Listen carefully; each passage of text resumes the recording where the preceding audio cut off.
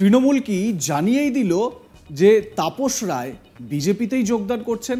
মানে ব্যাপারটা একটু গোলমেলে লাগলেও ধীরে ধীরে এই বিষয়ে আলোচনায় আসছি। সোমবার ৪ঠা মার্চ বিধানসভার স্পিকারের কাছে বিধায়ক পদ থেকে ইস্তফা দিয়েছেন তাপস রায়, কিন্তু এরপর কোন দলে যোগ দেবেন তা এখনো স্পষ্ট করেননি তিনি। তবে জল্পনা তিনি নাকি বিজেপিতে যোগদান করতে চলেছেন। উত্তর কলকাতায় তৃণমূলের সুদীপ বন্দ্যোপাধ্যায়ের বিপরীতে তাকে প্রার্থী করা হতে পারে বলেও খবর পাওয়া যাচ্ছে। এরই মধ্যে বোমা ফাটালেন তৃণমূলের যুবনেতা দেবাংশু ভট্টাচার্য। তিনি সরাসরি দাবি করলেন তাপস রায় বিজেপিতেই যাচ্ছেন, মানে তার বক্তব্যে এমনটাই আভাস পাওয়া গেল। এখানেই শেষ নয়, ফেসবুক লাইভ করে দেবাংশু জানান তাপস রায়ের মতো একজন সৎ দলীয় কর্মীর দল ছেড়ে চলে যাওয়াটা সত্যি দুঃখের, কিন্তু 50 বছর যে কংগ্রেস মানসিকতায় বিশ্বাস করে পরে তৃণমূল করেছেন সেই তাপস রায় কি গান্ধীর মতাদর্শ ছেড়ে গডসের মতাদর্শে বিশ্বাস করতে পারবেন? দেবাংশু আরও দাবি করেন যে ইডি পাঠানোর ভয়েই কি দল ছাড়ার সিদ্ধান্ত নিলেন তাপস রায়। তাপস রায়ের বাড়িতে ইডি পাঠানোর জন্য বিজেপিকেই দায়ী করেছেন দেবাংশু। তার প্রশ্ন, যারা তাপস রায়ের বাড়িতে ইডি পাঠালো তাদের হাত ধরতে পারবেন তাপস রায়? এরকম একাধিক প্রশ্ন তুলেছেন দেবাংশু। শোনাবো দেবাংশুর বক্তব্য। একজন দলীয় কর্মী হিসেবে বলতে পারি তাপসদার মতো মানুষের ছেড়ে যাওয়াটা অনেক কর্মীর কাছেই দুঃখের যন্ত্রণা, কিন্তু আরো একজন দলীয় শৃঙ্খলাপরায়ণ কর্মী হিসেবে আরো ২-৩টে কথা আমার না বললেই নয়।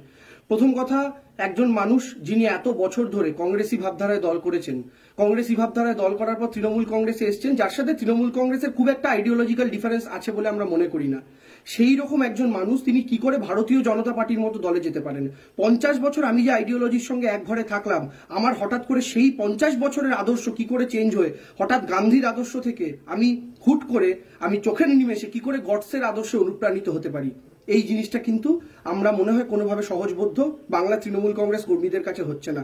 ২ নম্বর কথা, আজকে মানুষের মনে প্রশ্ন জাগবে যে এতদিন ধরে তাপসবাবু যে দাবিগুলো করছেন, আমরা সেই দাবিগুলো শুনছি, তিনি বলছেন দলের কেউ তার সঙ্গে যোগাযোগ রাখেননি।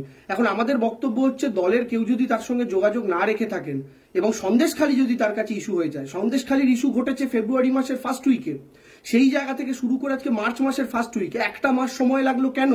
এবং সেই একটা মাস সময় হঠাৎ করে নির্বাচনের 15 দিন আগে কেন? আজকে তো সাধারণ মানুষ তাহলে প্রশ্ন করবেন, তাহলে কি ভারতীয় জনতা পার্টির থেকে কোন রকমের ইলেকটোরাল অফার ছিল? সেই জায়গা থেকে এই সিদ্ধান্তে উপনীত হয়েছেন তাপসবাবু। আমাদের বক্তব্যের জায়গাটা খুব স্পষ্ট। আমরা যেটা বলতে চাইছি, যে কোনো শৃঙ্খলা বরায়ণ কর্মী যদি দলকে তিনি ভালোবেসে থাকেন, দলের কর্মীদের চোখের দিকে তাকিয়ে তিনি যদি ভালোবাসা অনুভব করে থাকেন, তিনি কখনোই নির্বাচনের 15 দিন আগে এরকম সিদ্ধান্ত নিতে পারেন না। হ্যাঁ, আমাদের 100% শ্রদ্ধা তাপসদার প্রতি থাকতো যদি তিনি রাজনীতি থেকে অবসর নিতেন। আমি ব্যক্তিগতভাবে তাপসদার সঙ্গে যোগাযোগ করেছিলাম, কথা বলেছিলাম, কিন্তু আমি তখনও পর্যন্ত জানতাম না মাননীয় তাপস রায় তিনি ভারতীয় জনতা পার্টিতে যোগ দেবেন। তিনি যদি রাজনীতি থেকে সরে যেতেন, তিনি যদি রাজনীতি থেকে সরে দাঁড়াতেন, তার প্রতি অকুণ্ঠ ভালোবাসা এবং শ্রদ্ধা বোধ হাজার হাজার কোটি কোটি তৃণমূল কংগ্রেস কর্মীর মনে থাকতো। কিন্তু তিনি এমন একটা রাজনৈতিক দলে যোগ দিচ্ছেন যে রাজনৈতিক দলটা সাম্প্রদায়িক, যে রাজনৈতিক দলটা অসভ্য, যে রাজনৈতিক দলটা বর্বর, এবং এমন একজন মানুষ যোগ দিচ্ছেন যিনি 50 বছর কংগ্রেসি কালচারে দল করেছেন। আমাদের বক্তব্যের জায়গাটা সেই জায়গা থেকে। নির্বাচনের 15 দিন আগে, 20 দিন আগে এই সিদ্ধান্ত কেন? তার মানে কি ভারতীয় জনতা পার্টি টিকিটের অফারটা আগে থেকে দিয়ে রেখেছিল? আপনার রাগ অভিমান সুদীপ বন্দ্যোপাধ্যায়ের বিরুদ্ধে, কিন্তু সুদীপ বন্দ্যোপাধ্যায়ের বিরুদ্ধে একটা রাগ বা একটা অভিমান কি এত বৃহত্তর জায়গা নিতে পারে যেখানে নির্বাচনের আগে হাজার হাজার তৃণমূল কংগ্রেস কর্মীকে তাদের আবেগের কথা না ভেবে এরকম একটা সিদ্ধান্ত আপনি নিতে পারেন? সাধারণ মানুষ তো আজকে এই প্রশ্ন তুলবেন, হঠাৎ করে তাপসবাবুর বাড়িতে ইডি রেড হওয়ার পরে তিনি এই কাজ কেন করলেন? আমরা বিশ্বাস করি তাপস রায় একজন অনেস্ট মানুষ এবং আমি সেই কথা ফেসবুকেও পোস্ট করেছিলাম, কিন্তু আমাকে একটা কথার উত্তর আজকে আপনারা দিন তো, ইডি রেড হওয়ার পর বিজেপি কি তাহলে ব্ল্যাকমেল করতে সক্ষম হলো তাপসবাবুকে? তাপসবাবুর মতো মানুষ, তার যদি কোনো ব্যাকগ্রাউন্ডে কালির দাগ না থাকে, যেটা আমরা প্রত্যেকে বিশ্বাস করি, তাহলে কেন তিনি মেরুদণ্ড বিক্রি করবেন ভারতীয় জনতা পার্টির মতো একটা রাজনৈতিক দলের কাছে? তাহলে তো ব্রিটিশদের বিরুদ্ধে যে ভারতীয়রা তৎকালীন সময়কার যে কংগ্রেস করা নেতা নেত্রীরা, যে নেতাজি সুভাষচন্দ্র বোস, যে গান্ধীজি, তারা দিনের পর দিন লড়াই করেছেন, ক্ষুদিরাম বসু থেকে শুরু করে প্রত্যেকে, তাদেরকে জেলের ভয় দেখিয়ে তো তাহলে ব্রিটিশরাও তাদেরকে পদানত করতে বাধ্য করতে পারতো, কিন্তু তাদের তো পারেনি।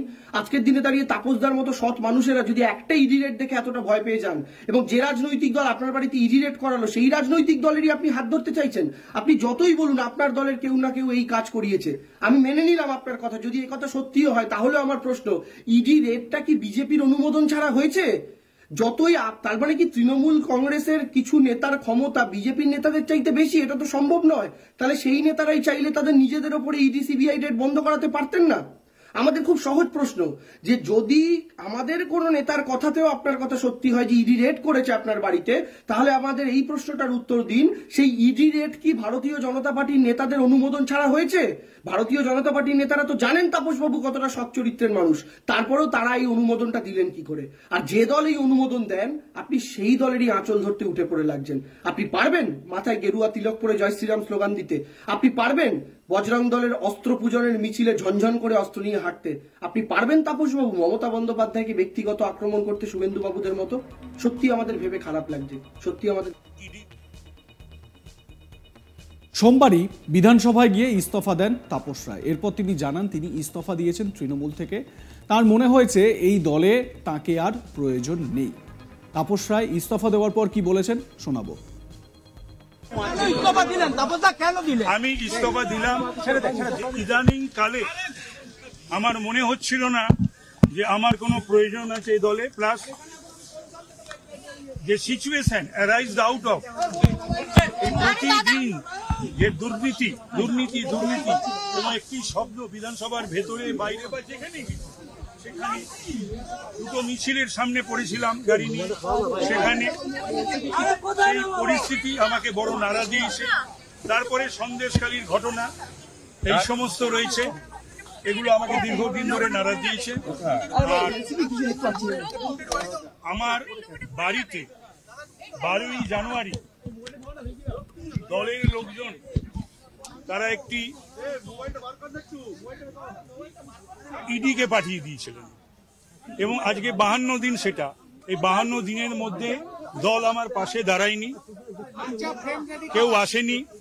যদিও আমি ইন্ডেটেড to all the political parties for political fraternity, যে সমস্ত রাজনৈতিক দলের নেতা এবং মুখপাত্ররা ওই দিনের যখন ঘটনা চলছে, ইডি রেড চলছে, তারা সকলেই আমার হয়ে বলেছিলেন।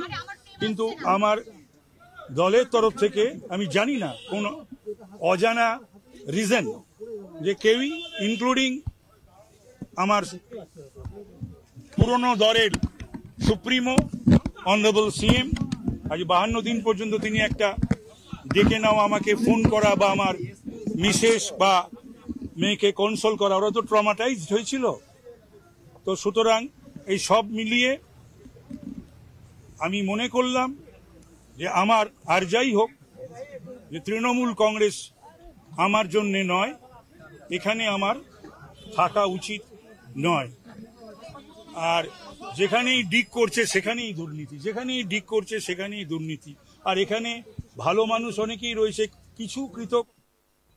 দেখতে থাকুন আজ তাক বাংলা।